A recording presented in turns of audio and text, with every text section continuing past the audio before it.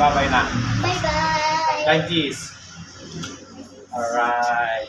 Oh no. Magandang araw sa inyo mga manong. Ginugupitan ko nga po ang ating junior na makulit. Inuto-uto ko lang siya dyan para magpagupit. Pumayag naman. Basta bibilan siya ng ice cream. Sabi ko mamaya na siya bibilan ng ice cream. Gugupit muna. Pinapil niya nga ang gupit. Hindi siya masyadong malikot. Napilitan lang yan eh. Dahil sa ice cream. O, diba? Okay naman. Magpagupit si Punggol. Yan ang aking white version.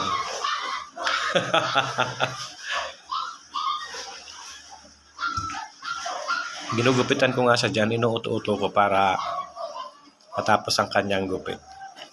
Masyado siyang malikot eh. Kaya kinokontrol ko na lang ang ice cream. Tsaka chocolate.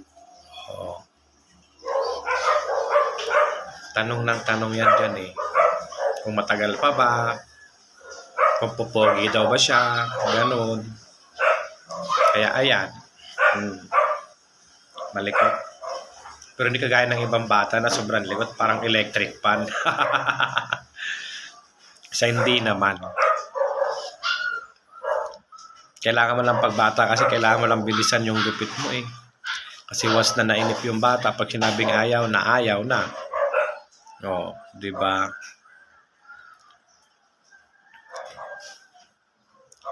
Binibilisan ko na nga dyan yung gupit ko para hindi siya mainip. Kasi kailangan din sa school nila yung gupit eh. Yan. Okay yung mukha niya. Nauuto ko siya eh. Uto-utuan lang ang laban dyan. Kailangan pagugupit ka ng bata, isa kang mambobola. Ang uuto para magupitan mo ng maayos yung bata. Oh, diba? Dinadaan-dahan ko lang yan. Sa may bandang likod, malakas kiliti niya.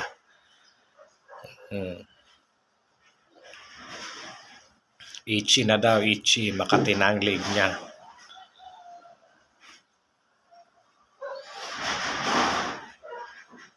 Arte magpagupit eh. Oh, diba? Yoko.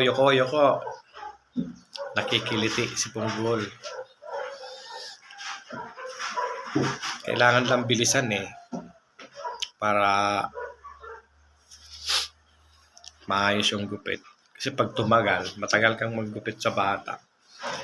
Aawayin ka niyan. Bakit ang tagal? Ayan o, medyo aburido na siya dyan o. Ayan, kinakati na. Pinuno ko naman na ng pulbo yung liig niyan. Nakakatihan pa din. Ayan na, tingnan mo itsura. Itsura mo Punggol, ba't ganyan ha? O. Magre-reklamo na siya. Naputol-putol na yung mga tissue. O. Blower na. Malapit na matapos. Tiis-tiis muna. O, ayan.